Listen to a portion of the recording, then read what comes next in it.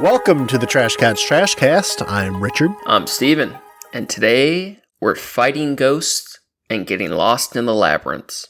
But first, Steven, I need to know.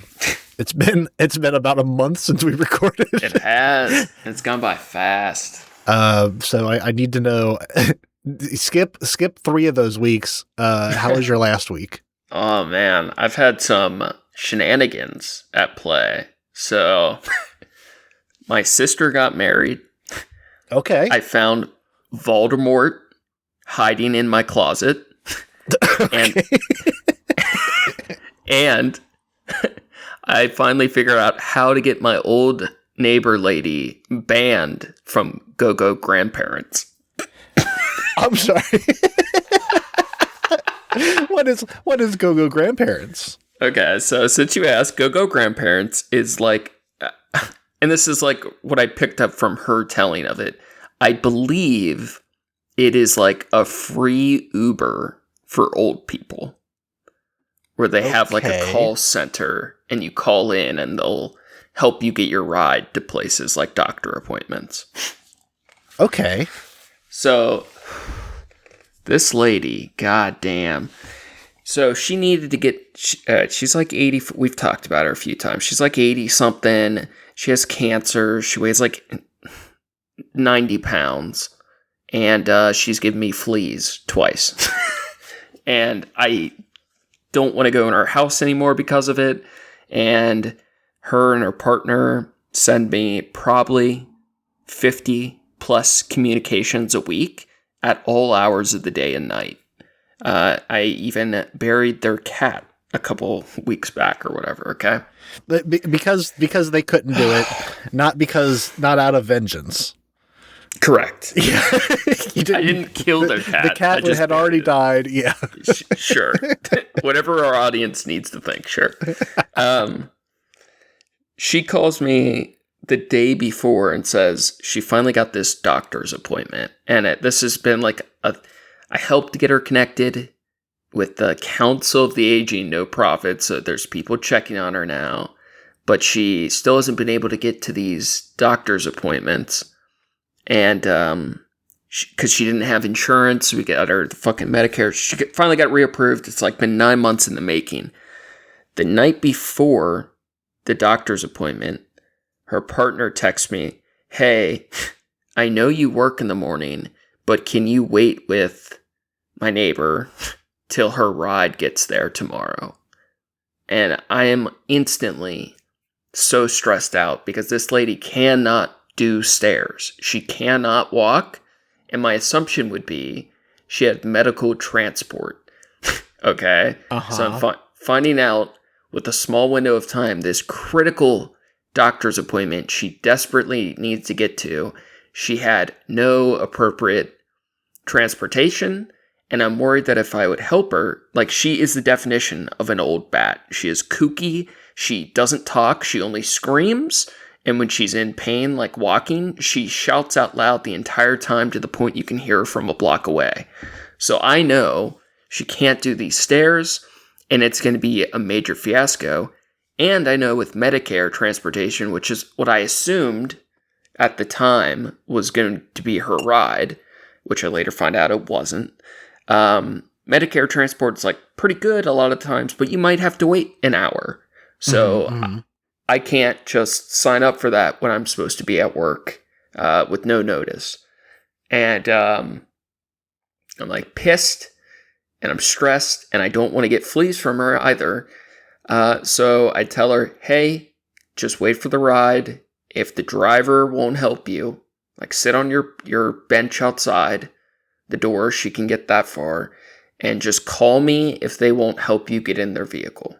Right? Like have your phone. Mm-hmm. Yeah. And because I'm just not I just can't afford to spend my whole morning with a maybe ride, you know? Right, exactly. So I end up getting up early because I'm like stressed of how this is going to go. And one of my big worries is if she falls, even if I hold her arm, she's so frail. I'm afraid I'd break something and it turns into like a big like problem. Right. because I don't really know them that well, and they're crazy. They're nice, and I'm very empathetic to their plight, but I don't. It's like not good. Yeah. Situation. I wake up to my house is like 150 meters from their house or whatever, and through closed windows I can hear the two of them yelling at each other because one's bedbound, the other one's on the porch, and they're screaming back and forth to get off the phone so they can call me. And they're screaming back and forth all morning. And I already know the ride was not there at the time that they said it would be. And now they're waiting for this ride. And I just hear them screaming back and forth like all morning for the first hour or whatever. Mm-hmm. Eventually I get the call. Please come help me. I'm going to fall. And apparently she didn't want to wait anymore. She got impatient. And she wandered down to the second set of stairs by herself. Oh. And the ride didn't show up. So she's stranded on these steps. And it's literally 3 steps. Like, to anyone in okay health, it's just a... Right. Even if she sat down and I came... She calls me screaming. And I, of course, have to, run out.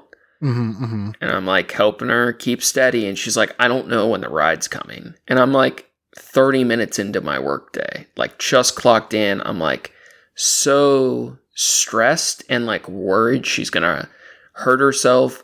And she says she can only go down the steps. She can't go up anymore. And, bro, it gets so ridiculous. So she's wearing a backpack. And like the best way to keep her steady at this point is I'm holding the backpack up like you would like a little kid, right? Yeah. And she gets on the phone with GoGo Grandparents, a whole new company to me, and she's screaming to get a driver there ASAP before she falls. And I'm thinking, like, at what point do I just try to carry her into her house, meaning she'd miss her appointment, or do we call 911? Because I don't know if I can move her. Right. She's screaming with GoGo Grandparents. We end up out there for like a half an hour just stuck on these steps. And finally, the driver comes. Now, keep in mind, I'm holding her up by this backpack. Yeah. The driver sees us. It's up a hill, so it's kind of weird visibility. The driver sees us, and then he like vrooms up the hill real fast, and she's screaming like, hey, pull over, back up, so it's like less steps for her to get to. And she's like, doing her talk yell thing where she's just like full screaming. Mm-hmm. The car starts to back up towards us to, make it easier for her to get in. And then, seemingly in a panic, floors backwards, bumping the back of their car against the tree, breaking a small branch of the tree, and getting within like 2 feet of hitting us on the stairs. Like, if we weren't on the stairs, it could have rolled over one of our feet, right? Wow. She's screaming. Of course. The driver zips the fuck out, just yeets out of there. Long story short, we eventually get her to the porch. She tries to convince me to not go to work and take her, which I just would not feel comfortable doing, like out of like risk to myself and like afraid. I don't think it's like appropriate or safe. I try to transport her. Yeah. And we end up eventually getting her outside, fucks up my day completely. And here's the part I knew it would be something like this. And this is part of the reason I've tried to keep the distance I can. 2 a.m. I didn't check it then, but 2 a.m. I get the email. The GoGo Grandparents people would like to talk to you because their driver said they saw you holding me at gunpoint. Wow. And that's why they fled the scene. Jesus. And I am now permanently banned from the GoGo Grandparents service, which is my only way to get to doctor's appointments. Wow. Bro, and I'm immediately like pissed and like it's always something, right? Mm-hmm. And in a way, I was thinking about it. What it probably looked like from that driver's perspective probably was crazy as fuck. And I don't even blame the driver because they're coming up a hill with limited, like it's a very steep hill, limited visibility. I'm holding a lady by the backpack up. She is full-throated screaming, probably intelligible. Like they probably can't tell what she's saying. Yeah. And I'm sure I was holding either my phone or my vape in one hand. And it probably just looked insane as shit. And they just like made a bad assumption and maybe thought they saw something, but wanted crazy that the driver didn't like call 911 or something. Though. Yeah, bro. Like, how did the cops not knock on my door then? And they ended up sending another driver like hours later, and then that person also wouldn't take her because she's not mobile enough. Apparently, a cane or certain things they won't take people, so like she wouldn't be able to use them anyway. But not that all of a sudden, then I'm in a situation where like, do I actually need to like declare my innocence to go grandparents, or am I going to get a knock on my door? Like, what the fuck is happening, bro? So fucking ridiculous. Jesus Christ. So I'll keep you updated on that. Like, imagining the conversation of like, no, that was my neighbor. He was helping me. And then they're like, well, I don't know. They said he had a gun. It like, I don't know. Like, then they're like, well, we got to speak to him. What is speaking to you gonna do? They could have anybody call in and be like, yeah, that was me, and I was like, even if it was like, you know, a person with a gun, and that's the reason she's blocked, and then now like they could have anybody be like, oh no, that was me. I was holding my vape or whatever. I have no idea, and I just ignored that email, and I've had 20 new emails from her about other random shit since, so she got approved for some other transport, but goddamn, just so fucking ridiculous. So absolutely insane. And then we finally captured Voldemort. Yeah, okay, you have to go back to Voldemort in the closet. That's Do you remember maybe like a year or so ago, I don't know if I did or not, but I may have texted you a picture of a shedded snake skin.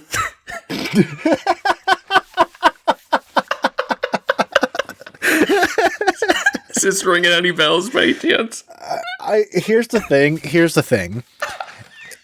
It kind of does, but non-specific memory. Yeah, it's like that. You know, honestly, I could be just making that up in my head. I can totally picture you sending me something as insane as just a random snake skin. Sure, but that doesn't mean that it actually happened. Yeah, that's that unknown memory type shit. It was a good like 4 foot long snake skin, right? Like fully intact, perfect shed. Now, fast forward about 9 months. I'm working on art, and I'm annoyed with my cats. Okay. Because my little one is always bullying the old lady, trying to get shit done. She's like fucking with shit, making noise, bullying the other cat. And eventually, I just do the thing. I just pick up a pillow, like I'm gonna toss it at her, and she like chills out or scampers away to the other room, and then comes back in 5 minutes to bother me. So I'm working, and I pick up the pillow real quick, and I look around. No cat. I'm like, oh, shit. I'm like, oh, there might be a mouse in the like something's happening now. I open the door to the closet, and I see what appears to be, there's a couple TVs on the ground of this closet, old TVs, and I see what appears to be a anaconda style coil wrapping around the TV very slowly and into the shadows. And I'm like, oh fuck, what the fuck? I don't know snakes, and I don't trust people to say they know snakes. Like, people are like, oh, that's not poisonous. Oh, I know. That's clearly, I don't trust them. Okay. Mm-hmm. People say, oh, so confidently, oh, it's just a rat snake or gardener. Yeah, I was going to say, if it's a black snake, it's probably fine. I would assume so. but also, you don't know. Yeah. I'm like, what is your background in snakes, motherfucker? Like, what the fuck do you know? I live in Florida. Exactly. I've had 3 people say that. That's very funny. Yeah. I try to hunt it down carefully because it really did look like 3 to 4 inches thick. Like, I couldn't see how long it was. I could just see the thickness of one of its coils. Mm-hmm. I'm trying to find it, trying to keep the cat away because she's instantly trying to fucking tussle it. And I'm moving some shit in the closet carefully to try to get access. And then I see it wrap around a pipe in the corner and sink into the underfloor. It goes down the pipe. Yeah, dude. I'm like, oh, fuck. And I'm watching it, and it's in the shadow, so I don't have a good view. And I'm just trying to guess how long it is by how slow it takes to move. And this thing took minutes to slide and wrap down this pipe where I'm like, oh shit. I know my mind's playing tricks on me, but it's this thing had to be big. I'm like, oh fuck. Flash forward another week, I get my neighbor banned from Go-Go Grandparents. I'm at home. I come home, unlock the front door. I hear my cat shrieking. And I'm like, oh, shit. And then a bunch of things crashing. I'm like, oh, what the fuck? I run into the house. My cat has the snake cornered in the living room. Okay. Now, it was pretty funny because my cat was definitely winning. The snake, oh yeah, I don't doubt that. But my mind was playing tricks on me a little bit. But this, what we believe now, and most likely to be a rat snake, non-venomous, whatever. It was 5.5 feet. That's a big one. I've never seen a rat snake in Cincinnati that big. No, that's a monster.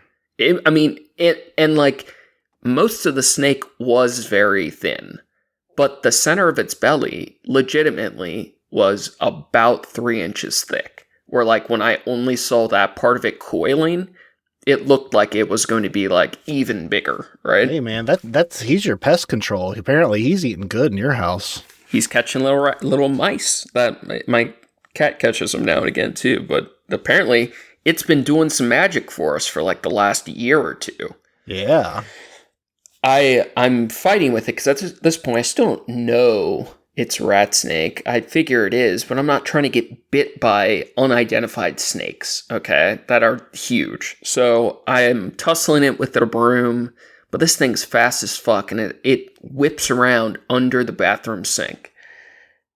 And Sarah, she loves snakes, okay? So I tend to rid the house of mice and bugs. She goes for the snakes. She just loves snakes. So she just I don't even know if she knows what things are. She just grabs them, right? She just doesn't give a fuck. So I trap this snake, and in my head, because it's under the kitchen or bathroom cabinet, where I don't know how to get to it without just putting my hands under and grabbing it. So I'm like, all right, I'm going to trap it there, put a trash can, and hopefully it crawls out while I run an errand. Okay. I leave, go hit the gas station, get some shit. I get a text picture from Sarah holding the 5-foot-long snake and releasing it in our backyard about 10 feet from our house. I said, all right, buddy, I'll catch you later. Yeah. That's how we got rid of Voldemort, but I'm sure he'll be back. He'll be back. Yeah, he came right back. He's eating way too good in that house to give that up that easy. He was probably back inside before the text went through. That's actually so. literally for like at least half a year that you know of. Yes. That's crazy. Yeah. I mean, bro, I would say it was like close to 6 foot, but I've just never seen. He was probably coming out more because it was warmer. I don't know. Or I think he was might have been running out of food because like we catch little field mice that come in from the woods every now and again, but we haven't seen one in a bit. So I'm guessing he was just getting antsy. But yeah, she just swooped him up. And so, yeah, honorable. P. Hill's got a rat problem. I know that for damn sure. Yeah. Yeah, so honorable mentions. I was going to shout out my lovely girlfriend, Sarah, for catching Voldemort. And I wanted to congratulate my sister. My little sister got married last weekend. And it was nice. It was good. It was fun. Oh, yeah. Did you actually, you did go to the wedding? I did. I think we have you on recording as saying that you'll never go to a wedding ever again. I know. I felt like I couldn't get out of this one. That one's fair. If it's like it's someone that you literally grew up in the same house as, you might have to hit that one. I'd never hear the end of that one. There was a religious ceremony for the consequence of being held over you. Yeah. But it was sweet. I like her husband, which is weird to say. I like him. He's a cool guy. We've been talking to him over the last year or whatever.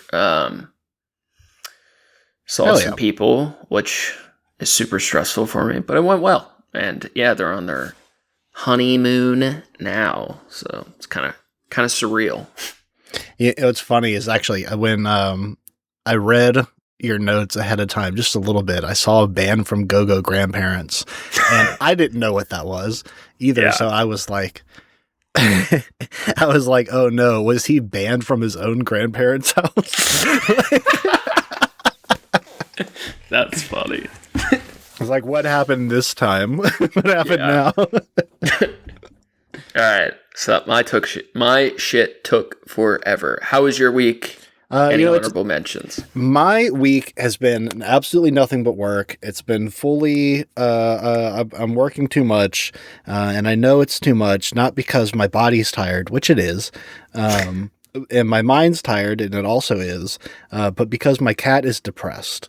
And I know my cat's depressed because she's experienced this before, and she hides when I leave, and she's been throwing up some. It's mostly food. It's not like hairballs and stuff or bile or anything.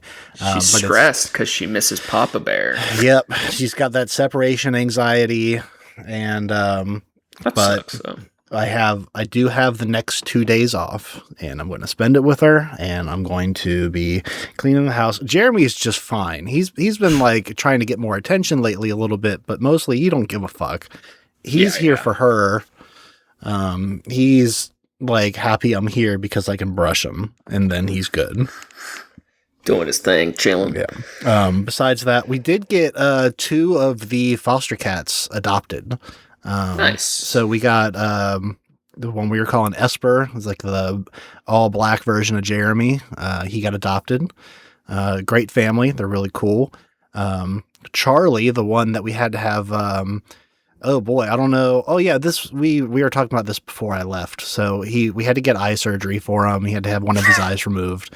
Jesus. And then so since then, I'm not sure if I told this story. So we took him to a pet show and try to get him adopted, and somehow he got ear mites, and he had an allergic reaction to the ear mites. And it kind of swelled up his face a little bit, and like he was scratching at it, and we thought he had scratched his eye. Actually, I'm not certain that he didn't. I think he did scratch his eye because it was like fucked up. We go to a vet, and they're like, as far as they could tell, it was like an ulcer or something, like it was getting worse. And they were like, you need to see a specialist. And we're like, all right. So we take him to a specialist, and luckily they inform us that he, number one, is going to keep his eye. The scratch on it is superficial. He should be totally fine.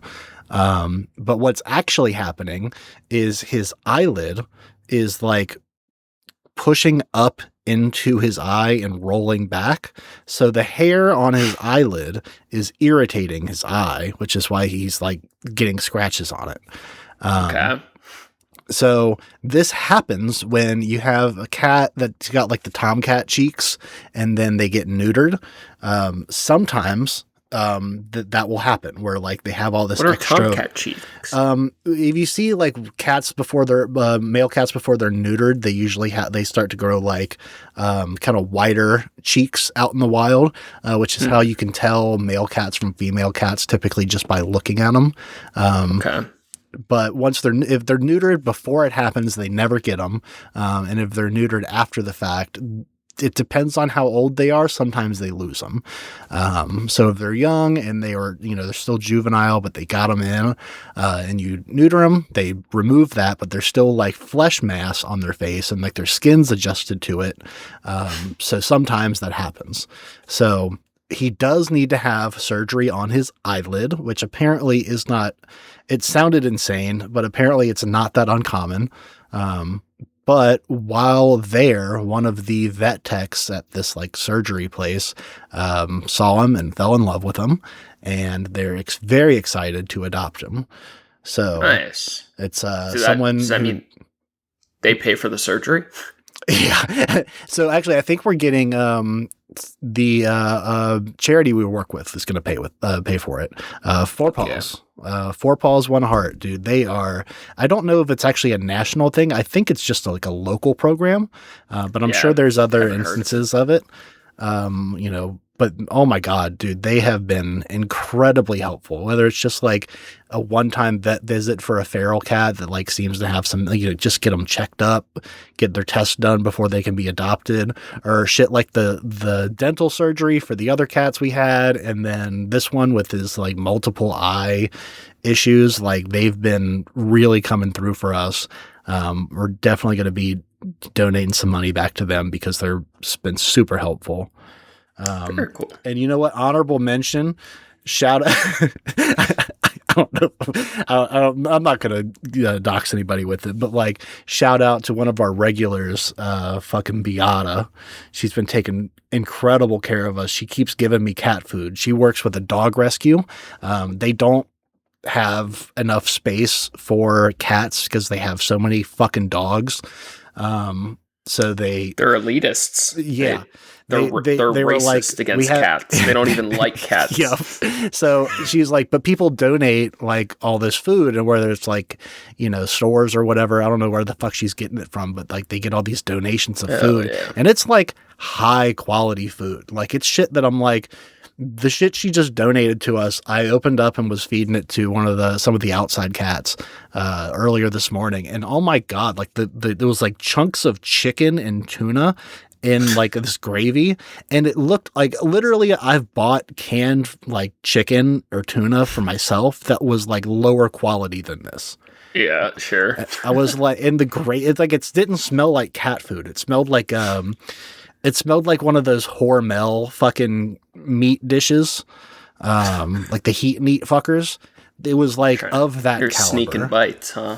Yeah, dude, honestly, I thought about it. I was like, I've heard people say before, like, oh yeah, I've eaten my dog's food just to see what it tastes like, just to see what they have. And I'm like, that sounds absolutely fucking disgusting. I cannot get past the smell. I don't know how people do it. But this one, I'm like, fuck, dude, this is just like peasant food.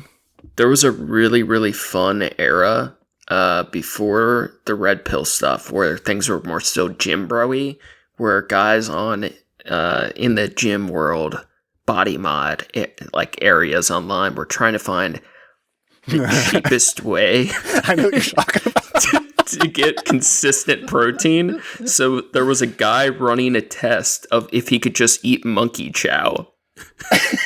Like bulk supply monkey chow that gets bought by zoos because it's like full like 100-pound bags for like $8. The nutrition facts on animal food is like based on crude protein. It's like, bro, for humans it was like perfect micros and macros, and this guy's like trying to cooking up different ways to make it tolerable and getting his blood work done, and people are like contacting the supplier. It was a fun little arc. Long story short, it did not work long because it was apparently far too disgusting for human consumption. Jesus Christ. But monkey chow is crazy. He ordered like 500 pounds of monkey chow and got through like a week of eating it. And then you have to get rid of all the monkey chow.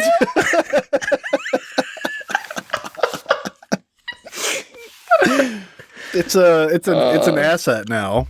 Yeah. Oh my God. Don't get me started on the cheese, man. Oh, fucking hell. So, all right.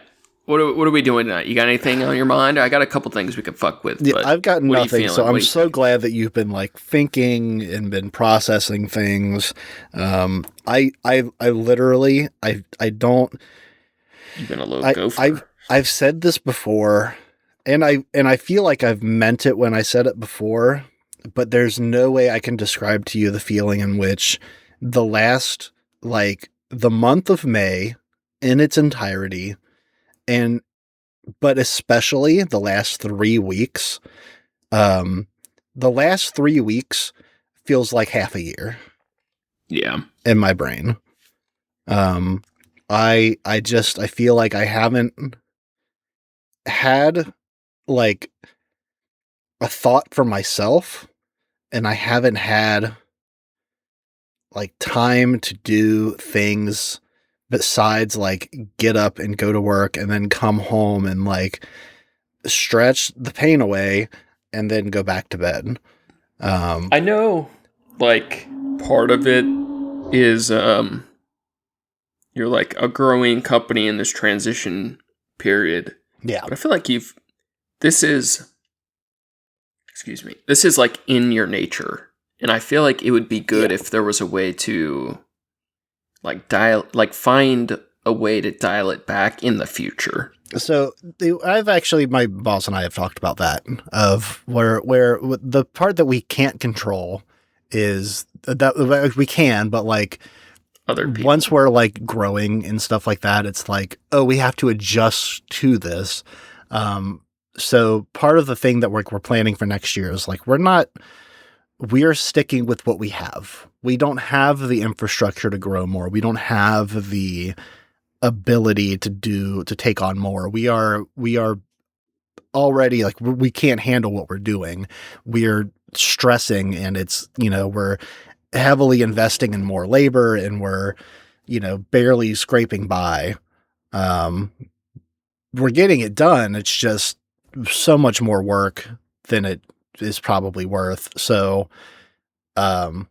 it's been like record year for us already, but to what cost? So that's like, why can't you just something like, I've been saying for years is like, I've been telling them, like, there is the thing of like implosion, like growth is great, but you get to a point where like it's beyond your reach.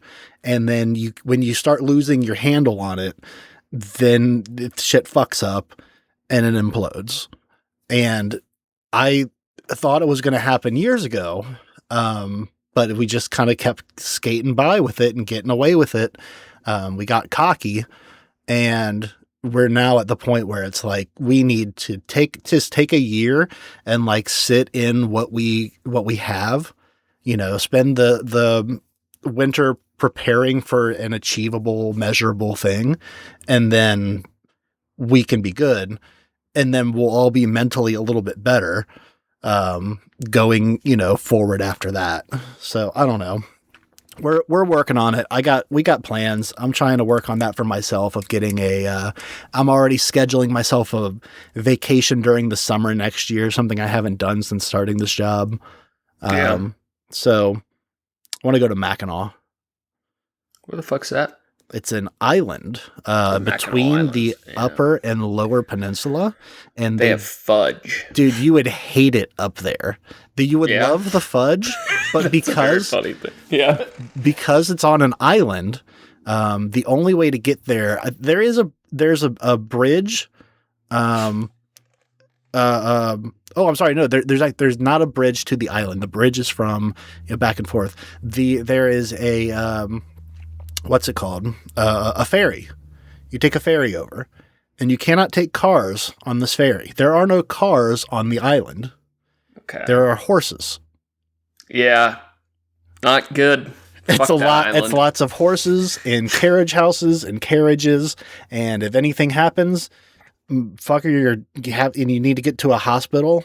You have to rely on a horse. You're getting a helicopter. I'd take a helicopter over a horse anyway. Oh yeah, of course. It's but it is a nice place. Oh, the area around it is beautiful. You know what? Fuck Mackinac. I had a realization the other day. All right, we had our episode. Fuck.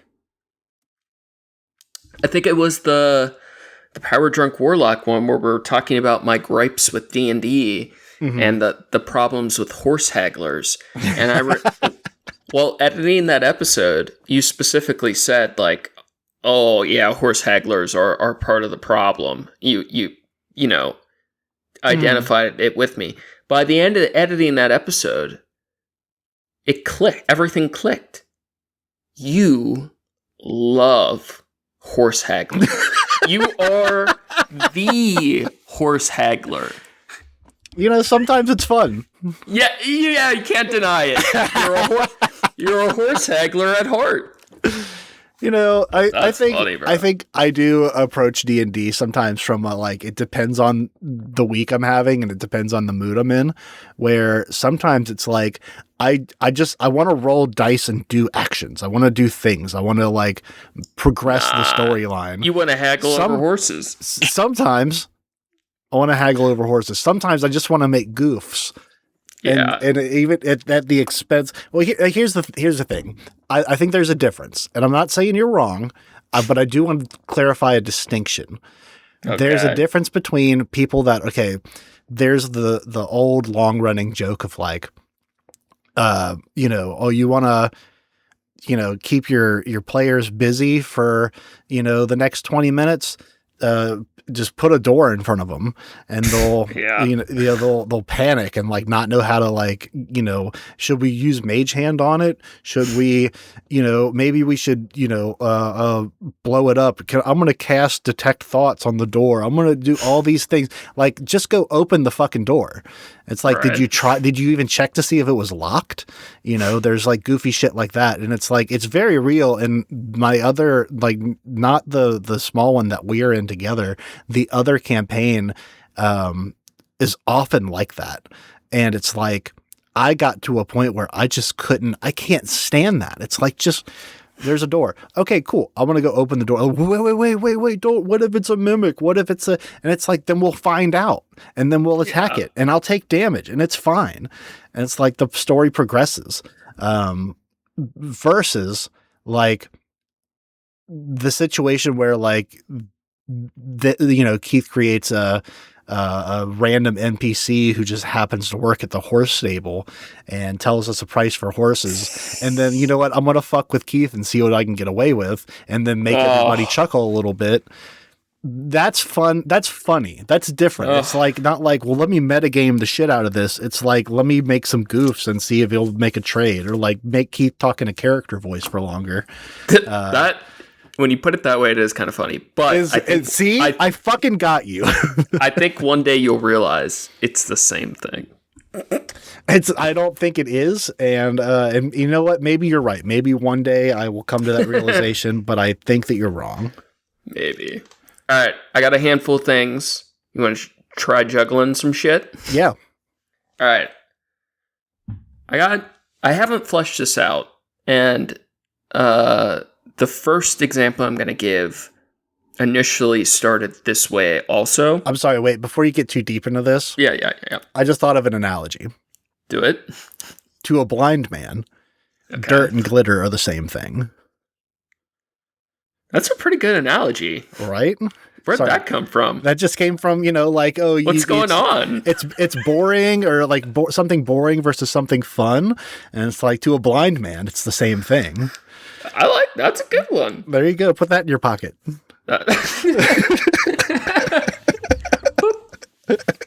Right, sorry, continue. I couldn't let that one go. No, I'm glad he didn't. All right. The first example I'm going to give is an analogy I came up with a couple years back, but it took some fleshing out, I think, with you before it clicked. So I have potentially an evolution of that analogy. So I've been ruminating about this one for a little bit, and I figured I'd run it by you. So, okay. Remember my... I don't have a good title for it. Do you remember my mind forest analogy? And how many episodes ago was this? Ooh, probably like 100. Then no. Okay, it's just the idea that one's mind... instead of like a mind palace? Kinda, but it's just the idea that one's mind is a dark forest at night. And when you make decisions, you're carving paths in the brush. Okay, yes, actually I do remember this. And the more you retake those paths and find them in the dark, the easier they are to walk the next time. Yes. And you're just kind of wandering through the dark forest of your mind, and hopefully you've made enough right paths that are easy to follow to go to good places. Yeah, I dig it. Okay. The next, and I don't know if they can connect, or if it's just a totally different analogy, and I don't have this one fleshed out, but I have the mind maze. Okay. So I've been having issues my entire life. Okay? I was gonna say. And when did it start? My entire life, we're all people, right? In the labyrinth of life. Okay, yeah, we're all in the maze, and I've realized I bump into a lot of people. You know, sometimes when you're walking down a hallway, one person doesn't move, the other does. You make them play chicken. Sometimes you both anticipate the other person moving the other way, and you both bump into walls. Sometimes the person takes a weird step and bumps into you. All these weird passing interactions with people. Yeah.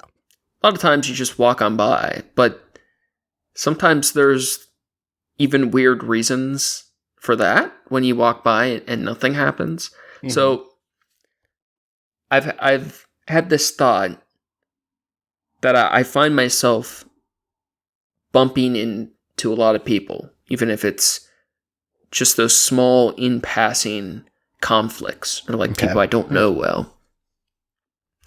And it occurred to me, you know, we've both thought this in other terms or whatever, but it like clicked a little bit deeper in this context that I'm realizing part of the reason I'm bumping into so many people is that these other people are led by ghosts. 90% of our world has the equivalent belief of ghosts. They walk with their God, their religion, their faith in whatever that helps lead them through this maze. Even the people that you're not bumping into because they moved appropriately or signaled politely or stepped to the side,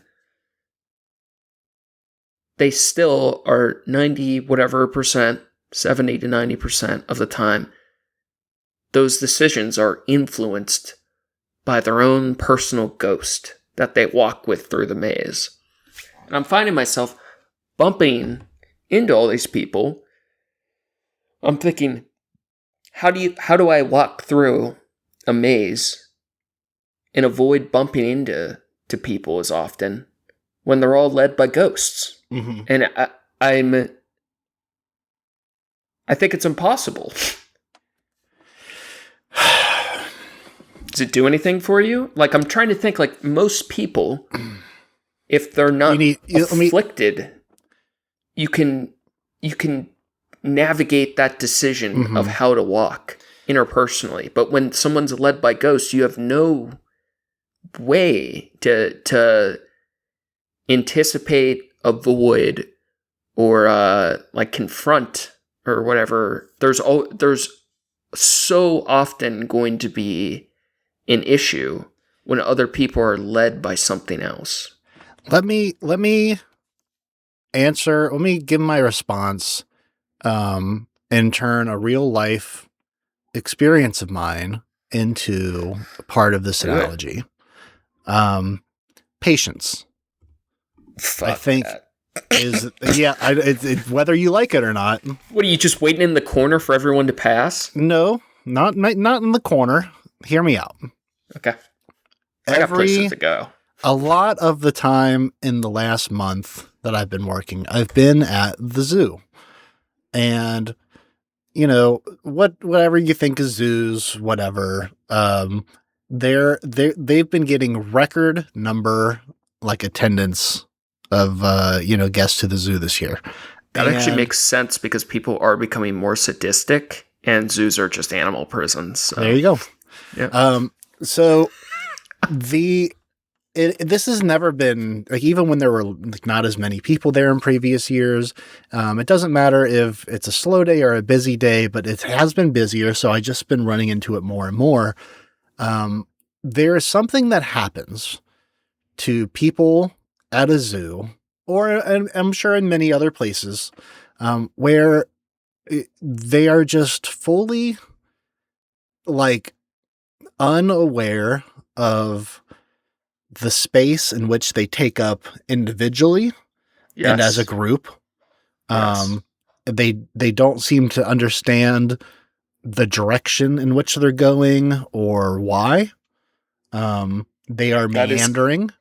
Definitionally my issue. And real quick, I just want to say, if the call cuts out or there's some noise, we've got a big storm. So hopefully we get some nice rain sound. ASMR, we should just be like, gassing that in. We should be outdoor podcasters. It's just car noises. It's just louder car noises than we already have. Drug dealers talking from afar. Sirens and shit. Yeah. No, I like how you worded that. Like, people don't know the space they're taking. That I liked how you said what you said. It's just an awareness of, like, the things going on around them, which is why a lot of the, like, the security and the other, like, concessions team, like, when they have go-karts or any kind of vehicle that moves, they have chains that are, like, dragging the ground to make clinging sounds so that you can hear them coming. And I thought that was smart to begin with, of like, oh yeah, that's cool, like, you can hear them coming, so you can, like, scoot out of the way. But people don't. Low conscientiousness. It's one of the worst human traits. Like, fully not paying attention to the situation. Meanwhile, I'm coming into the zoo on a very regular basis with, like, a hand cart full of stuff, like, you're in the maze. Fucking, several pounds of lemonade, several, dozens of pounds of lemonade, I should say, shit like that, where I'm like, that's taking work. I'm pushing it. And my cart's not quiet, but it's not big like a golf cart or anything. And I'm, like, weaving through people that are just, like, stopping, like, groups of people that are, like, 5 or 6 people deep, walking shoulder to shoulder, and it's like, this is not a wide thing. And it's like, it's insane to me. And it's like, not one person is, like, turning and, like, and nothing, none of it. And it's like, I don't understand it. That's right, bro. The only thing, because I'm at work and I'm representing not just my company, but also the zoo. That's the word. I have to be patient. Mode is the worst. Yeah, I hate it. And although it doesn't feel redeeming, it does work. It does. Sorry. It is. It does. It isn't. It isn't a tool. Sorry, say it again. What works? Patience. It's not something that it doesn't cause different answer. It doesn't cause further confrontation. If you're trying to stop the individual like bumping into people and like if you're trying to predict that, you're suffering on their behalf and you're saying I can tolerate it. I think part of what I'm saying is like finding a way to make it not suffering, whether it's a coming to terms of something. It's definitely acceptance. It's certainly a form of that. Yeah. Why would we accept the unacceptable? But you're not accepting the like that. Oh, you're just going to keep getting bumped into. You're making a conscious choice. And if your conscious choice can be, I'm going to force the issue and push them out of my way. Or that was my answer. I knew that was going to be your answer. Or if you're trying to reduce the bumps on yourself, you have to be patient and pay attention because they're not going to. I know this is it's a good like Mimi like workshop of these ideas of like how to move in the maze. This is what we do here.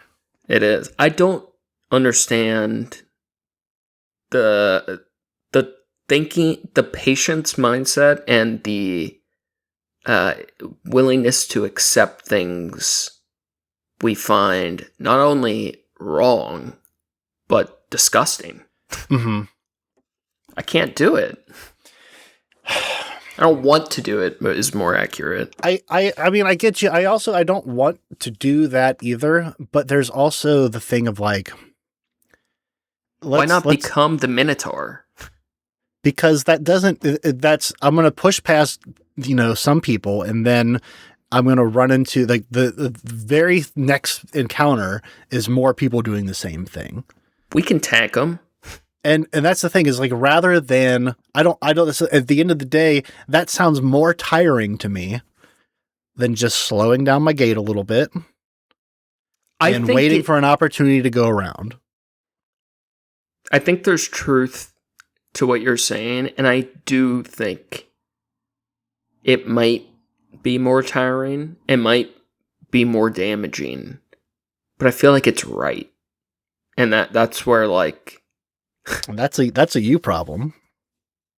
That's you talk to your therapist about that. Well, I don't need to talk to a therapist because they're just going to be wrong about this issue. Okay. And I would say in my approximately 50 conversations with therapists about this, they've always been wrong. Okay.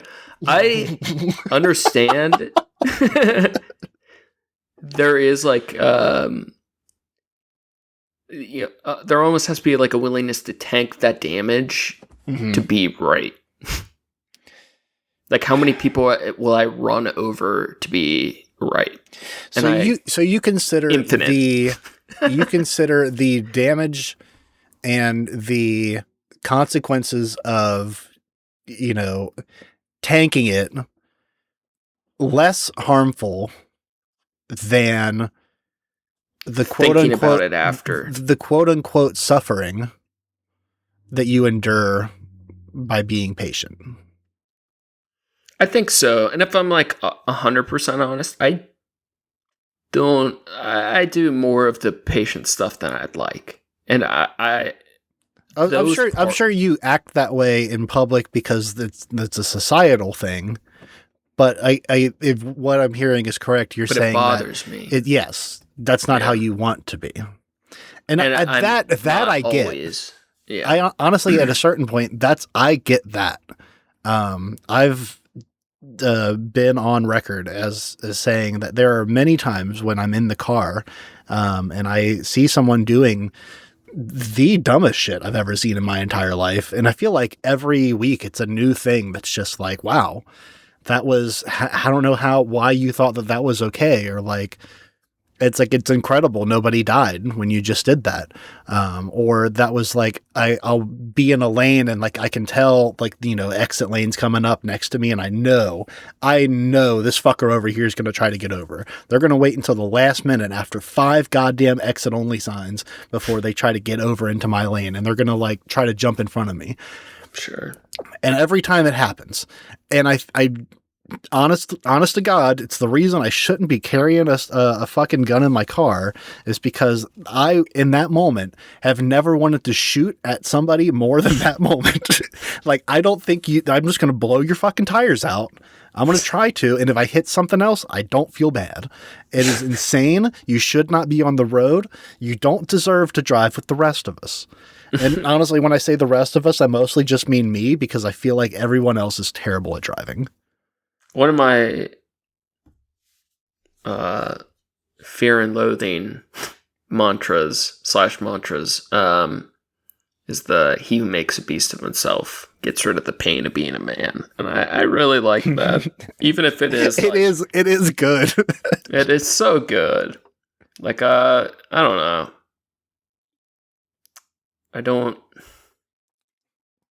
It's also I feel like sometimes you got to tank some ghosts, you know? You know, here's my thought of that, though. Is being a beast truly better? It seems like a fucking grass is always greener situation. It's like, you might want that, and then you get that, and then there are more complications that come with that. You know what I mean? Like, you can be the asshole who pushes the people out of the way of the zoo and like plows down, 5-year-olds, but there are consequences that come with that. Even if you quote unquote get away with it. And that's a tough one. Yeah. Well, like, what is being a beast? It's either being immoral, amoral, or ugly. That's like what comes to mind. And I feel like the ugly or amoral, I feel like are manageable, and there's like great freedom in being free to move at will. Even when like the movement is bad, it feels nice to move unhindered. And I feel both myself and others move more hindered more often than we should. Mm-hmm. Just thought. Yeah. I forget the that makes me think of it's Dunning-Kruger. Is that the one where like smart people don't give themselves? Yeah. So it's like knowing a little bit about a thing. It makes you think smarter, but there's like a dip in like you think you know, but you actually don't. Yeah, like the smart people. The analogy I've heard to describe it was like, or not the analogy, but the way I've heard to describe it is like, more intelligent people are more aware of the things that they don't know. Less intelligent people are only aware of the things that they do know. So when they know a little bit about a thing, they, think they're fucking experts on that thing, versus someone who's intelligent that, knows more about that thing, recognizes, oh, there's so much more of this that I don't understand. Maybe I'm not an expert. Maybe I'm not, I'm not as qualified as someone else. Meanwhile, there's a fucking idiot who's just making claims and saying shit without actually verifying anything. That comes to mind because of like people that are, when you do feel like you have a lot of experience, like I have been doing it somewhat with like my work lately, where I'm like, maybe I don't know the right way to do this. Like maybe I'm the one fucking something up because I'm relying on an old system, or I'm relying on something that's worked for me in the past, but it doesn't really work here. And, I'm walking on eggshells with, certain things like that, when I could probably just be more confident about it and double down on stuff. But because I'm conscientious of the fact that like there's 1,000 ways to do this, it's so I get that of like, because I think beasts, and I think like there's a harshness to it. There's maybe not a harshness. There's a certainty to it. Yeah. There's confidence in the movement. The only thing, the only thing worse than a dimwit, right? What's that? A midwit. It's true, isn't it? Yeah, no, it is. It's true. There's they're not, curiosity is always good. Not stupid enough to immediately write off. They kind of weasel their way in a little bit, and then you realize way too late after they fuck a bunch of shit up that like, oh no, this person's an absolute idiot. And you're just forgettable. Like even the dumber person is more unique than the very, very average. Mm-hmm. All right. What else? What else you got? Do you see the White House finally solved religion and bias in media?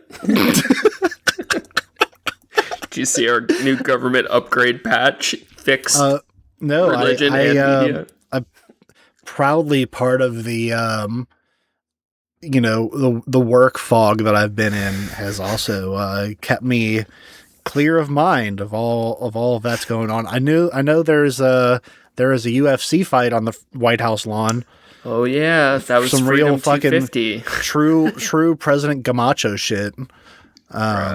They said so much disgusting stuff. Josh Okett surprised the crowd with a shocking statement during the UFC Freedom 250 event on the White House lawn on Sunday.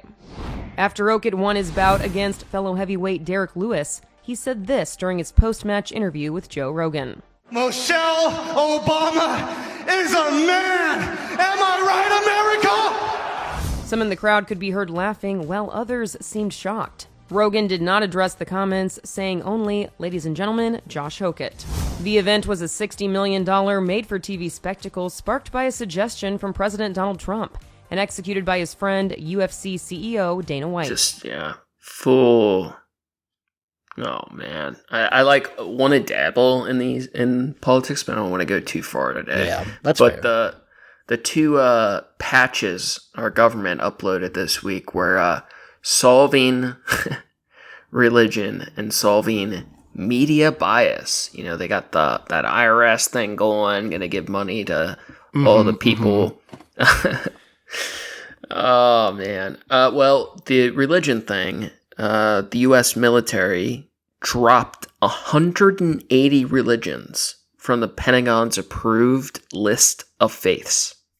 Oh, I did see something about that. That's pretty good. And yeah. Was it the Jehovah's Witnesses were pissed off, or somebody who was pissed off?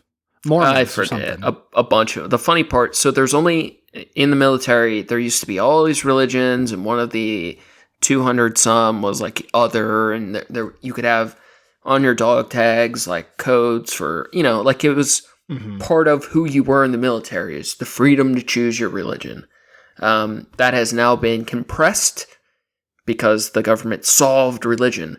There's only about 30 faiths you can declare as a soldier in our military. There still is the other slot, so and more than half of them are Christian.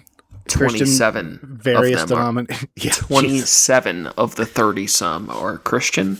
I think that's what it was like the Mormon, the Church of Latter-day Saints or whatever. They were upset because it wasn't like all the other ones were like, listed as Christian variants, but they weren't. That sounds right. Something like that. They're like, well, they're going to try to remove us. And it's like, well, why do you think that? Do you know that that's the plan? Because it seems like that's what they're doing, but. So, I mean, our military's full, right? Like full deciding what religions you're free to be in the military. And it's really frustrating because on this side of the fence of the argument, I'm making freedom of religion arguments. Like I feel like all religion, we've talked about this a lot, I'm a full rejectionist. Every religion, any organized religion, should be dismantled by force. But in the meantime, we have freedom of religion in this country, and to see it stepped on in this manner that is like tyrannically choosing which faiths are okay by the Trump admin is as disgusting as it is to be in any of those faiths, to be pressured into the only acceptable versions of their idea of Christianity is just all that much more grosser. Mm-hmm. But then again, fuck them. So. So they're saying that like if you're not one of those religions, you can't join the military. No, you can. Like, just when you're declaring your religion in the military, instead of there being the 180, recognized religions by our military, now there's only 30 some. And one of those was and still is, like, other. So you can still, like, write in your own shit, in theory, but you're not, like, a category of a respected religion. It's not like they're saying we're not going to go out of our way to write all those down or to have all those as an option. They were already an option and they removed it.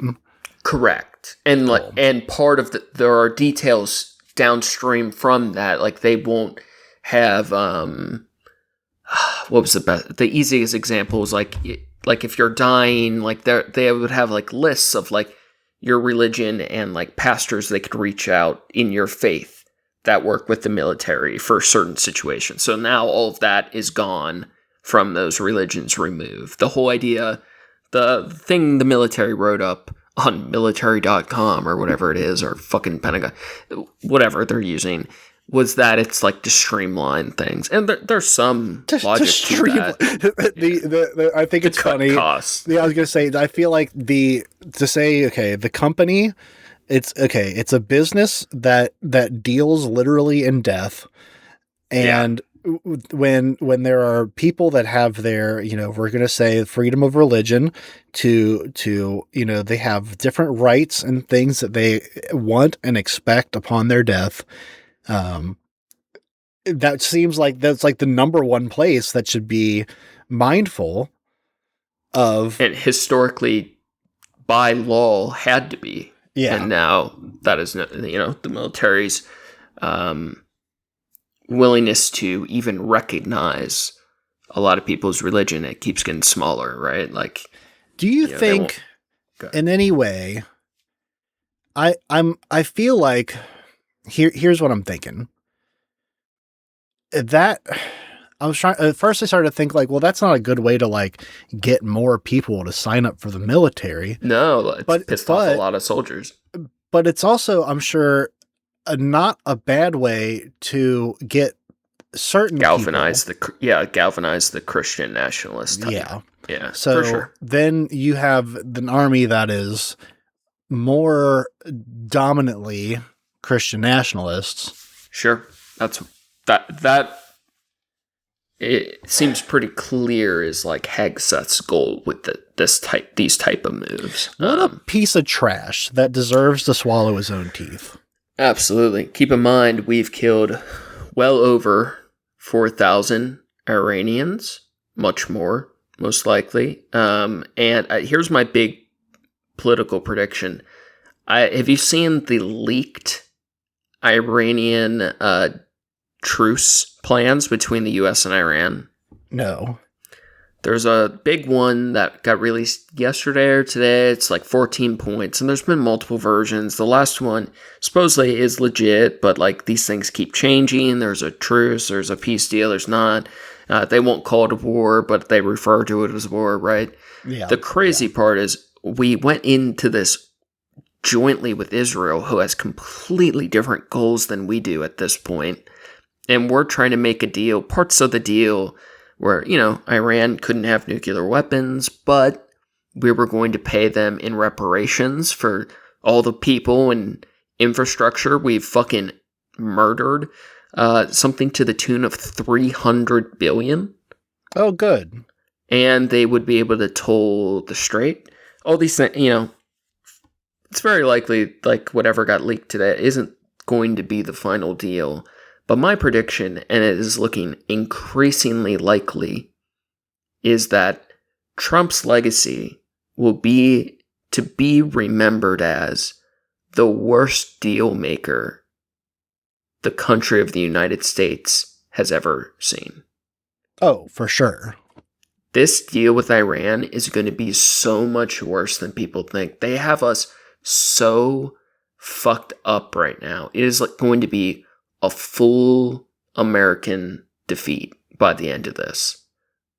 Logistically, they just fucked this up so fucking much. And it's surreal when you have things like Travis Pastrana flipping motorcycles on the White House lawn and UFC fights where the fighters talk about how much they love Trump. Meanwhile, day after day, the price of oil is going up and we're killing more people, dropping bombs in Iran. It doesn't feel real. Like, to think that it's estimated like about 6,000 people, 3,000 of them being civilians, just random people in Iran, just fucking vaporized because of people like Trump and Hegseth, with a war we're going to lose, are paying massive economic prices and are going to end up paying for restoration. Like, a war lost on so many levels.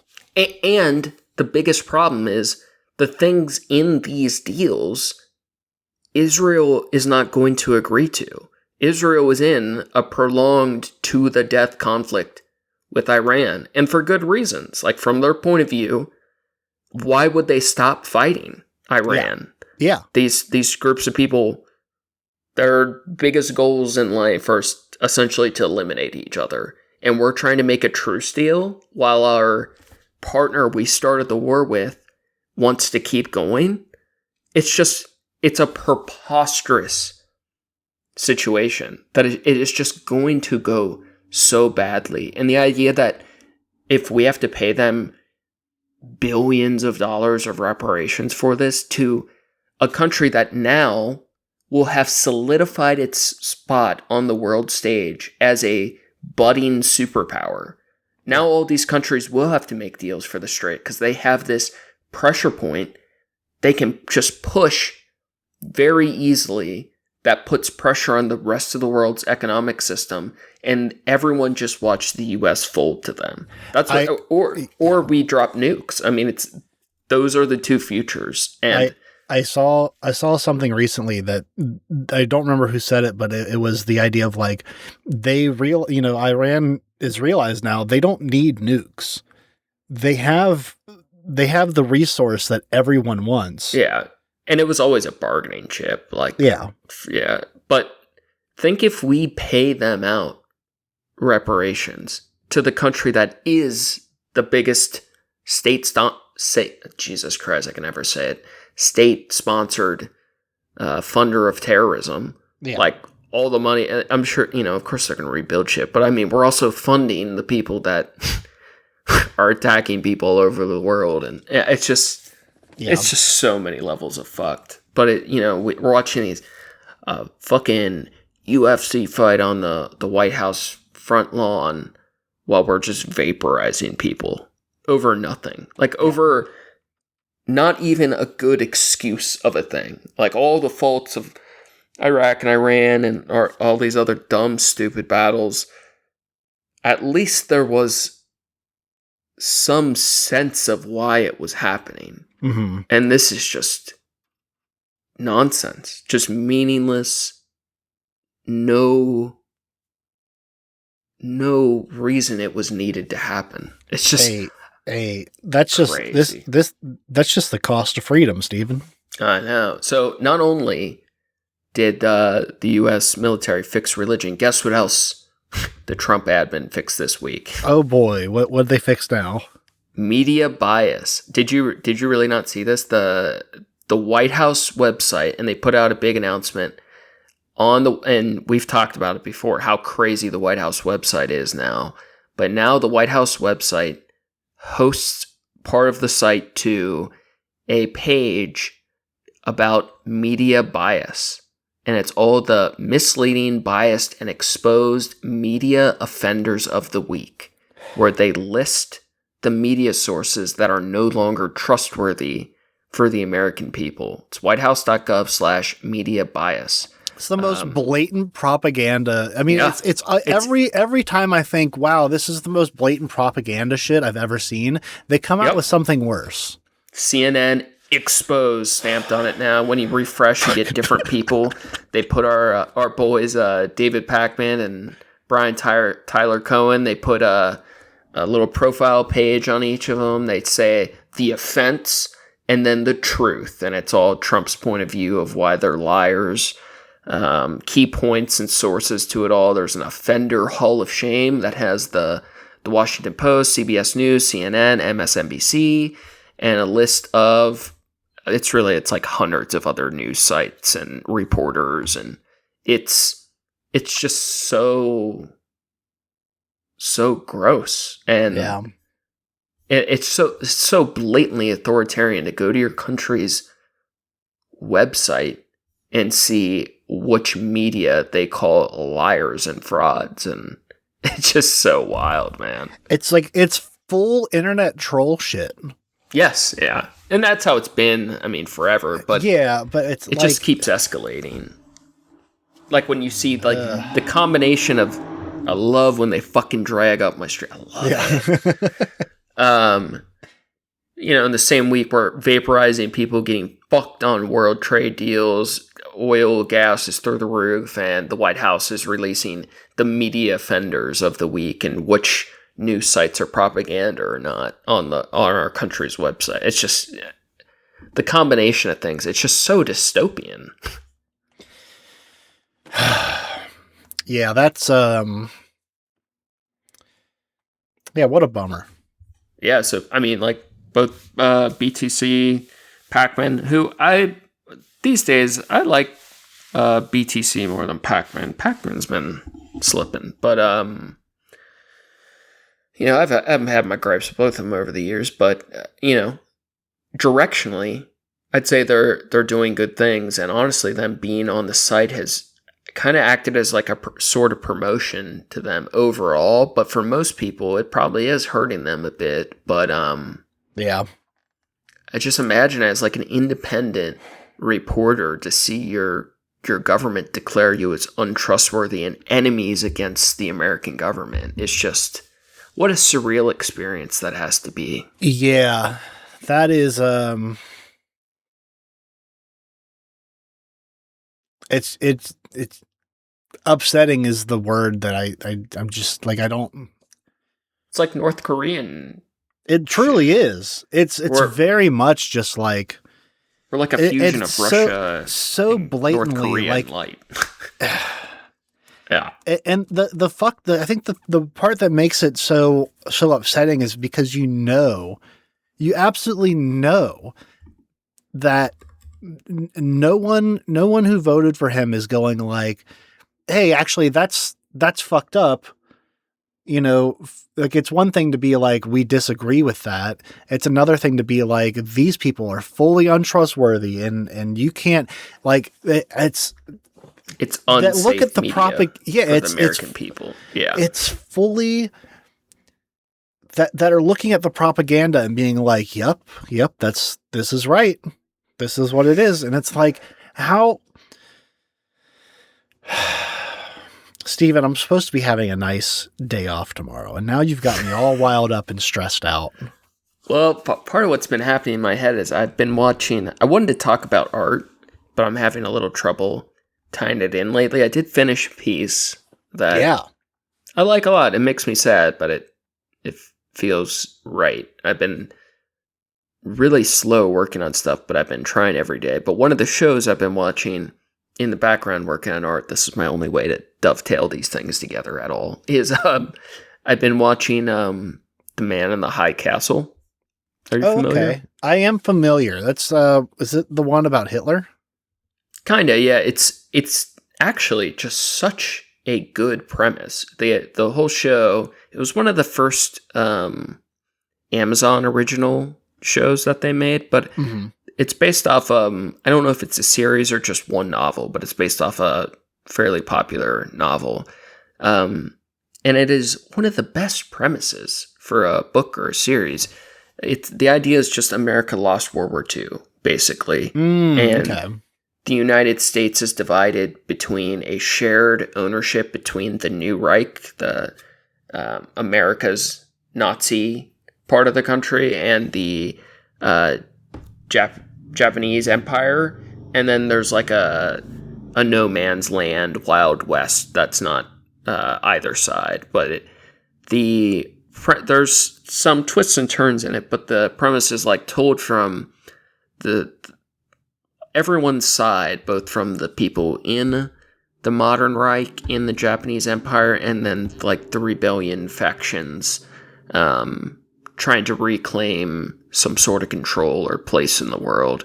And in many ways, the currency or the focus of the show is about the propaganda films the resistance as trading and spreading and using to influence people in these worlds. So these films are like the black market things shown to people to show people an alternate reality of what if America won, what if we were free, what if the Nazis were defeated. And I don't know how it ends yet, so I don't have like a hard decision on like how good or bad I think it is, but it's just like a very good premise and interesting watch. But especially with all the increasingly authoritarian things we've been going through as a country over the years, and we've circled back to this many times before, but I just often go back to the thought that I miss real Nazis. Because I so much more despise the much more cowardly and weak and unprincipled xenophobic style, gaudy, fake, gross, mega shit. So much more than real Nazis. Matching khakis and face masks type shit. What? The ones that, when they go to like protests or whatever, they're all wearing like matching outfits, and they're never wearing. It's always just a fucking bullshit collage of Trump fucking. Well, there's them too, but even like the modern day, like they announce themselves as neo-Nazis, like they're still like, you know, they wear their matching out. They're like there's the one of like was in Charlottesville with the tiki torches. Like weren't they all like wearing? But like, that was so far. Those were closer to real Nazis though. That they were like they were the neo. That was the neo-Nazi era. That was Richard Spencer. Like, weren't they all like wearing? Okay, there's some of them identifiable. That's different. I'm talking about like you're thinking of the Boogaloo Boys, maybe like when they're all like masked up, and it's like okay, Proud like live your shit. Like if are you really proud? Are you really a Proud Boy? Like bro, you're like 10 years behind though. That was like the end of the neo-Nazi era online, like the Stormfront, the like real like true pride in your race type shit. Now it's mega shit where half of the leaders of the organizations aren't even white. They're like it's not even about race anymore. It's this weird mix of xenophobic nationalist shit where like they don't really care enough about race in the sense like you can be a leader of the Proud Boys. The leader of the Proud Boys, the guy who got charged with sedition, who led January 6th, Enrique Tarrio. I keep mentioning him because his story is just so fucked. But the dude's not even white, and he was the leader of the Proud Boys who was involved in planning the pipe bombs and gathering of the arms and bashing through. Like, it's not mega. Like, so many people still have they're like. And it's for good reason, but they're stuck on like MAGA's just racist, and it's changed so much. It's more about a nationalist vision of like you're either with us or against us. Fuck immigrants, but you don't have to be white as long as you're MAGA. Who the fuck cares? Like that's how they think. You're either with the group or not. They don't want foreigners basically, but it's not like just about race anymore, the way like classic races were. And now I just, when I used to fight with these losers online, it like was clear what they believed. It was outright, outspoken Nazism or neo-Nazism. And now it's this mega shit that is unprincipled, and they don't know what they believe. It's just right. It's just whatever they're told to. Yeah, and it changes week to fucking week. Yeah, and it's genuinely refreshing now when a real Nazi enters the chat, because at least they're fucking honest about what they believe and have considered even a little bit the things they believe in. Because now the modern Republican is actually so much worse. Mm-hmm. You know those egg scrambling amusement park rides? Yeah. Okay. Hear me out. Let's say you own an amusement park, okay? Mm-hmm. Okay. You're Mr. Kingsland, Mr. Kings Island, okay? and you want to celebrate by throwing a big party for all your Republican friends, okay? And you're going to celebrate, let's say, Oktoberfest, okay? Mm-hmm, mm-hmm. Now, you get all the old school Republicans together, and you have a free booze and beer kind of night, but exclusively for the more radical Nazis on the right of the party, okay? Are you following me? Yeah, I'm following. Okay. I'm buying the cups. Now let's say, as Mr. Kingsland, you tricked a bunch of the Nazis into riding the Scrambler ride, and then you broke the controls and forced them to ride that Scrambler all night long while they were already drunk. And then when you finally let them off the ride, you have a long line of horses kick each and one of them in the head repeatedly. Okay? Right? It would take that level of donkey-brained dumbing to make a standard Nazi as dumb as an average magatard. That's where I'm at with it these days. You know, I was just talking with my niece about this today, about like people and their convictions and whatnot, and how I think the first time you brought this idea to me, it's not that I wasn't on board, I just hadn't really considered it. I've had to warm people up to that, and I think it holds. It's I mean, because let me give you this first of all. Yeah. I know that your take is to like push it to the extreme, and if it still works, then we can work with it. If it's got holes, then then we work it out. When the first thing that you bring to the table is Nazis, people are going to get a little stressed out about it and like consider how they feel about it. But I agree, someone that is at least true to their convictions and knows what they believe in, can articulate it. I at least have some. You can combat that. I can combat that. I have a level of respect for that. I don't like it. I think they're terrible, and I think they should get kicked in the head by a donkey. But you don't want them to become megatards. Yeah. Exactly. Yeah, then that would make them worse. Yeah. Exactly. But no, I agree. I think we were talking about the convictions of people, and like specifically with Christians, of like, when I think I don't remember when it was, but when the first time you pointed out to me of like, oh no, like it's not the fanatical, like extremist people, like they're not the ones doing the most damage. Like they are the loudest and making the most noise maybe, but it's the subtle average voter. It's the average person that's like I'm just doing this because it's what I was told to do. I'm think that, you know, I claim to be a Christian because it's what my parents did and it's what my parents' parents did. And it's the right thing to do as an American because everyone in my circle is Christian. So it must be true. And it's like, so I'm going to vote this way. And it's like, that's crazy. That's absolutely insane. It's those led by ghosts. Yeah. Those led by ghosts. Yeah. Just, I don't know. I've been thinking about these things. I don't really have like, I don't always have like good prescriptions or like know what to do with it, you know? Mm-hmm. But I've been thinking.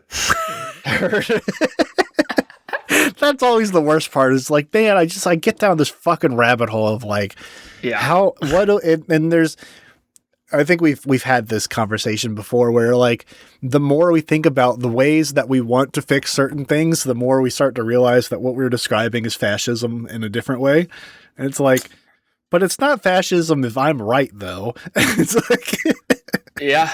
It's that is the tricky part. It can't be wrong if I'm so right.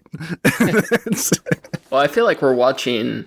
Oh, man, I'm still always. I don't like when people overly hate on the Democrat Party because that is the only path to a better world right now. Unfortunately, yeah. But it is there. It's the only one. So I'm like always inclined to defend them and not like overly hate on them. But if anyone should like really dislike them in a lot of like, I feel like I kind of have like lived as like the outside, like should be on the more extreme side. And now I'm like, I feel like we're becoming the end of a dying race of like more central left liberal, like trying to uphold like basic principled shit. Mm-hmm. And, where like we really should be on the more radical end of the party. And now things are like all mixed up so much that I do feel like there is a problem in the Democratic Party of like becoming willing to embrace a more authoritarian populist approach. Mm-hmm. Because it's become like a bit necessary, but I don't really like these trends of where things are headed on our side as much as like previously I would say like, oh, I still think it is the right side, but I don't really feel like it's my side, but it is just the right path. I just thought of this. I'm full of the get that glitter analogies. Out, bro. Yeah, let me get it out for you. The Democratic Party is a pilot. It's the Democratic leaders, I should say, the people that are in place to supposedly represent us and you know follow us or lead us into a better, more stable situation. The only person that can do it, they're at the helm in the cockpit. Everyone else is trapped in the back. We cannot get to the cockpit, and we have to rely on them to a certain degree to get us there. We can communicate to them, and we can say, "Hey, do this, do that." But it's post 9/11, and the cabin door's locked now. Yeah, exactly. So now here's the problem. Well, the planes run out of, it's run out of fuel. It can't carry all the weight we have. And they have two buttons in front of them. And one of them, will release, they have on board, there's all the people, and everyone, regardless of who you're following. Then the other button, the other thing that's on board is a bunch of these like classic traditional, artifacts and values. It's a bunch of old teapots, a bunch of goofy, old shit. That's like, it's pretty and it's like nice, but like it's useless right now. And they can push a button and it would get rid of all of that. Or they could push a button and like get rid of, just take off a little more people, a couple more people. You're losing me. I'm trying. Listen. Instead, we're yelling, please, just get rid of the old shit. Get rid of the old shit. We want to get through this. We want you to help us. And they're like, well, we want to keep that old shit. We want to keep the old. How do we know where we've been if we don't know, what we can't see what we had? And we're like, just drop it. And they're like, okay, look, it's going to hurt a little bit for some of you guys, but we're just going to drop a couple. We're just going to kill a couple people and then we're okay. And then, a little bit further down the line, they could just drop all the old shit and try to help us out. But instead, they're doing nothing. I'm sorry, I lost the analogy. What do they have to drop to get better stuff? No, they're not getting better stuff. What they're doing is... You're right. I muddied it up. Instead of... I like the glitter. Yeah, you know what? I'm tired. I'm sorry. I in my head, it makes sense here. We're like, instead of like... drop all of the values and the traditional shit of like we take the fucking high road. We're gonna instead of doing that and just instead of they could just drop all of that, get with the program that we're in right now. Recognize that yes, we have to be more brutal. This is the political environment that we're in now because we allowed it to be this way. Mm-hmm. Instead of doing that, they're like, oh, we can't fight back. We can't do shit right now. And that's the part that's like, I get it. I want them to succeed. I want them to win. Yes. They're the pilot that is supposed to be getting us out of this. And I want them to succeed. But they're doing a shitty job. There's a mix of things happen. I'm trying not to get us tunneled in too deep. There's a mix of things happening. I think traditionally that is one of the historically biggest problems of Democratic leadership, of like not meeting the moment and being quite aggressive and bold enough, right? And in a certain way, in a good time, that's a good thing. That's not a bad thing entirely. Yes, depending on the moment. But right. But what I was speaking to more specifically is like the Democratic people or populace have and are changing to be much more radical in a way that isn't good. Like this more and we both speak about violence. There are good forms of violence, but they're like the Luigi Mangione style like embrace of violence is bad. The communist like flares on the left right now are bad. The like this more populist rhetoric and more extreme, farther than progressive of the left that is becoming increasingly popular is not good. And I feel at odds with that as well, where like the leadership isn't meeting the moment and being the fighters we want them to be. And the people on the left have become so fed up with it, they are going to an even farther version of leftyism and tanky style politics that is not looking good in the future. It's like I think there is a part of me. And the Republicans are always worse, and the left still needs to win and should be voted for. Right, exactly. It's like they still need votes, and it's like when you're further polarizing. And it's like polarizing isn't the strongest path the solution, to victory. Right? Yeah, now. we. I'm not saying that we can't. Like, I want more socialist changes and policies that are like slowly integrated into to make our lives better. I think that's a good thing. I think that's the progressive point of view, right? It's like, I think just a broadly, little, I would agree. Yeah. I think that's fine and fair, but it's like, as we've talked about before, like aggressive change is not, it's like, it's never a good solution. It's like, maybe and the people I'm referring to are like want all business owners and CEOs like shot in the street.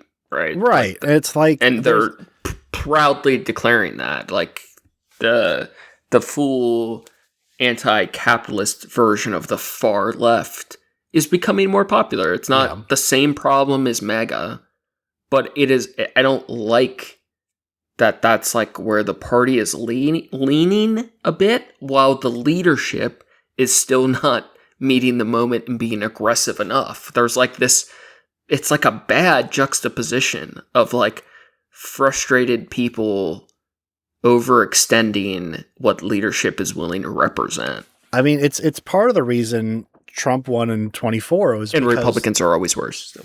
Yeah, it's like it's part of the reason that happened was because people were like, well, you know, Biden or Kamala's or I said it the wrong way. Yeah, Kamala. That's, you know what the fucked up part about that is that worked. Him saying it wrong all the time and people saying it wrong all the time I heard it more often the wrong way than the right way. Yeah, it actually sucks. It's like it's really fucked up. You know, people were like, oh, Kamala Harris isn't.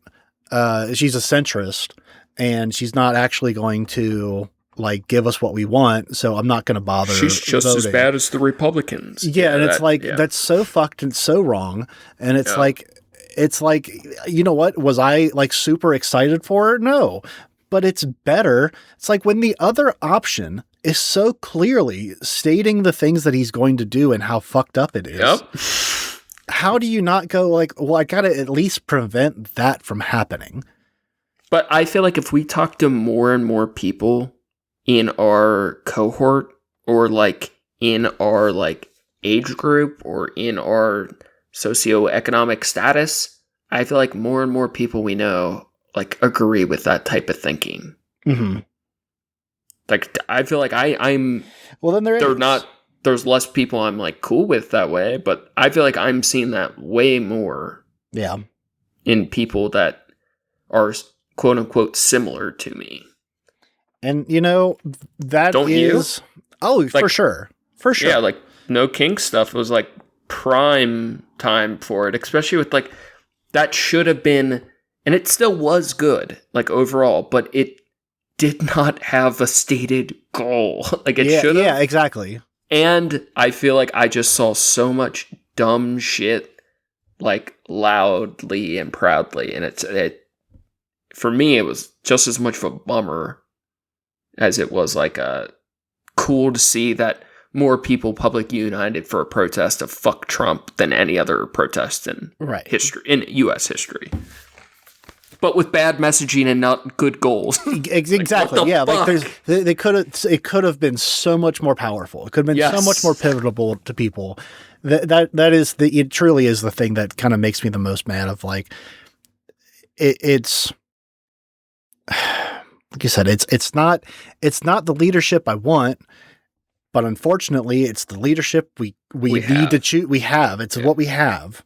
And that's the only option available because the other option isn't an option. Yes. And it's so fucked that I don't want to keep going on it. Yeah. Speaking of hard pass, you did have a hard. We tried to do a hard 10 p.m. out. I will bring up one more thing. Heard. I'll see what you think. I had some other stuff. I wanted to talk about Obergruppenführer son. Obergruppenführer from... I'm sure you're nailing that. I'm not. I wanted to talk about eugenics, but... Because it gets a bad rap, okay? Half memeing. I want to talk about... No, I kind of just want to end it on that. I know. Part of it's funnier that way. It sucks because eugenics really just is like the bad version of like a good thing. And now we do like you're so right. much gene selection and like positive versions of it. Like of course, anything done by force like that is bad, but in many ways, eugenics is still super active, and that word just got tarnished by how fucking evil the Nazis were. I mean, that is a thing, right? Where like, you can pick what like color your kids' eyes are and shit like that. Like, but more importantly, like I don't think mental illnesses and congenital defects and stuff. Like shit like that is like I don't think that's so cool. It's very cool. I think it's a good thing. I think it's a fun thing. Even like I said, the aesthetic stuff of like. You can have a fucking designer ginger baby kid if you want. Yeah, designer ass baby. You know, if you're gonna do it, it's already fucked up. Do it big. Be bringing another fucking human into this planet. I just had the best thought ever. Can you imagine 50 years in the future where rappers like are bragging about their designer babies? You know, they brag about everything, about how cool their car is. They're like spitting fucking bars about how sick their new baby is.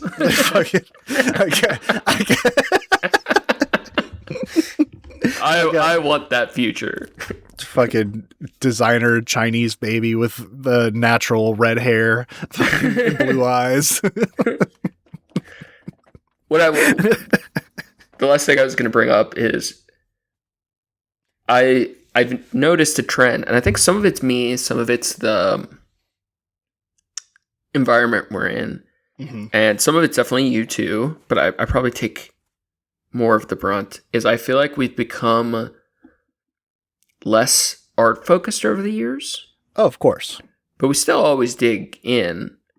I've noticed myself, I'm working on art a bit less than my average, but it's more I'm less productive, but working nearly as much as I always am on art. And it's just, life has become far more monotonous and hard to finish as much as I historically have, but I'm still like always working on it. I like, and even our non-art thoughts like feed into what I'm considering artistically, right? Like art's observation, it's all fucking tied together.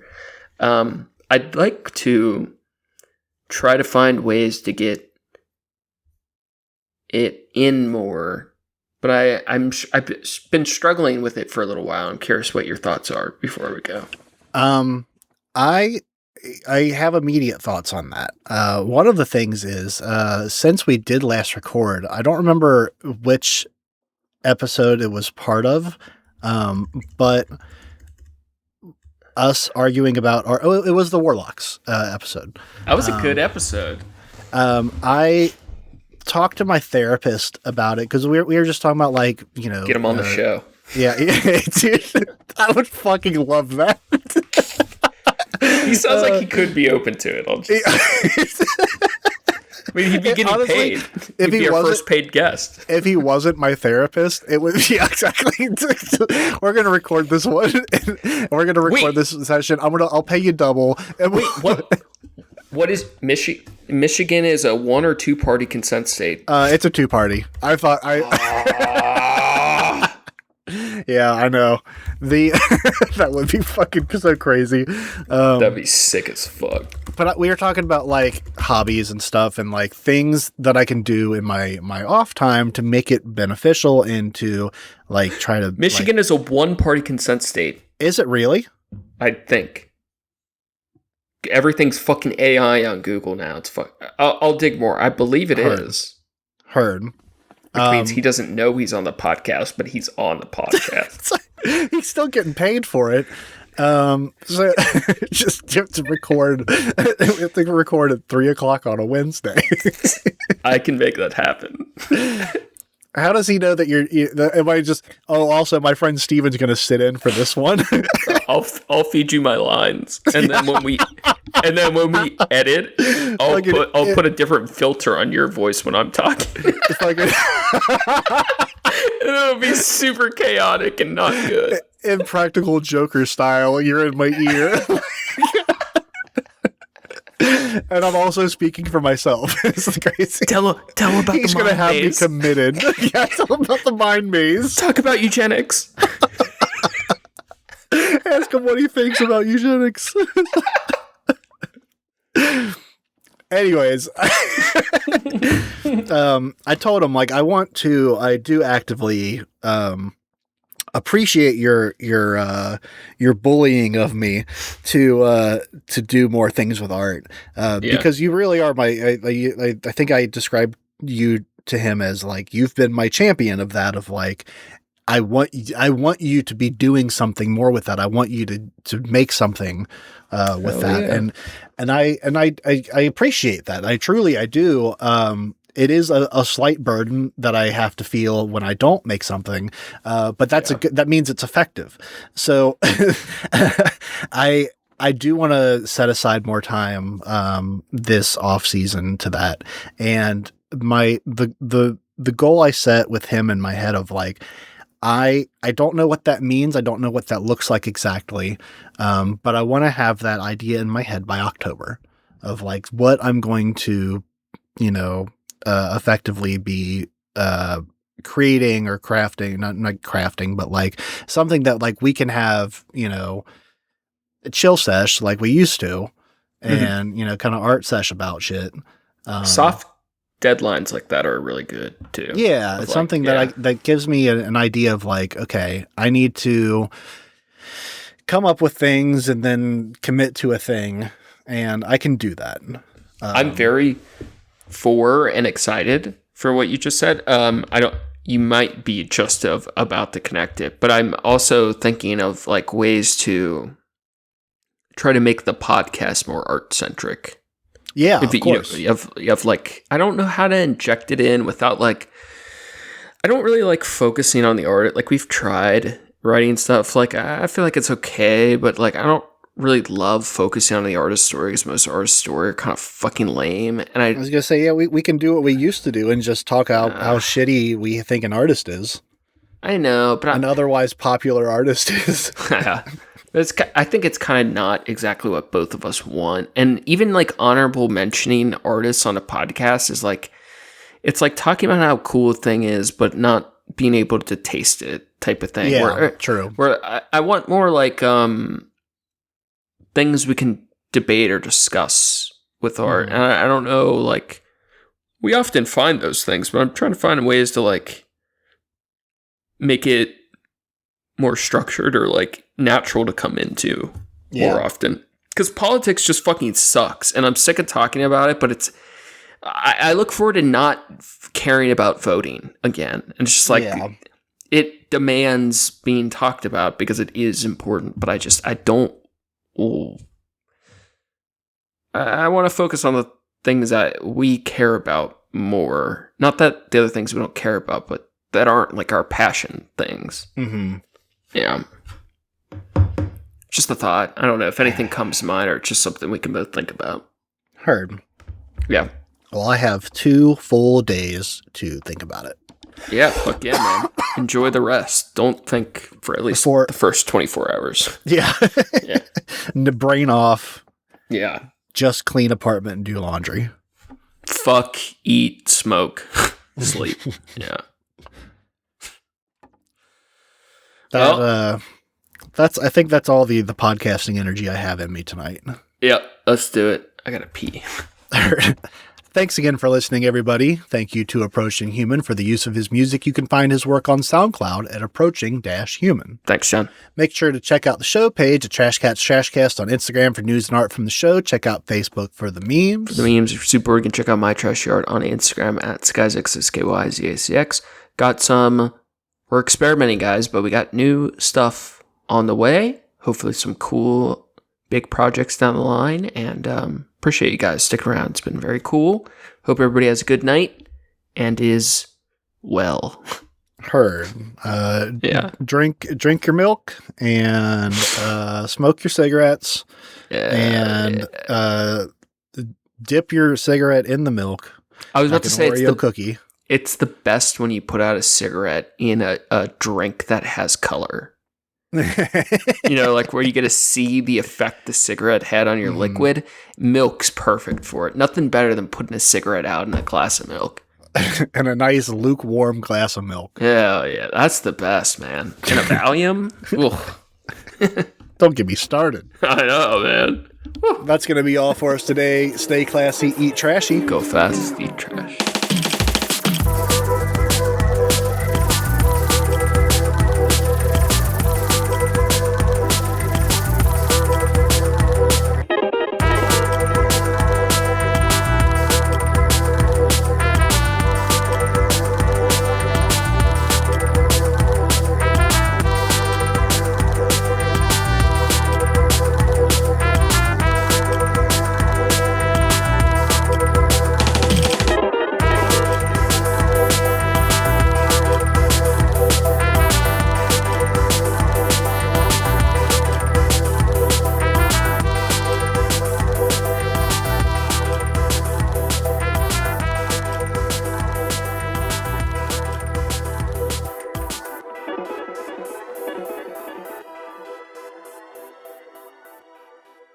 My cat looked at me with judgment as I said that. My cat's been on the floor at maybe rolling. Around the 30-minute mark. She placed her head on my foot, and it's been there ever since. That's the best.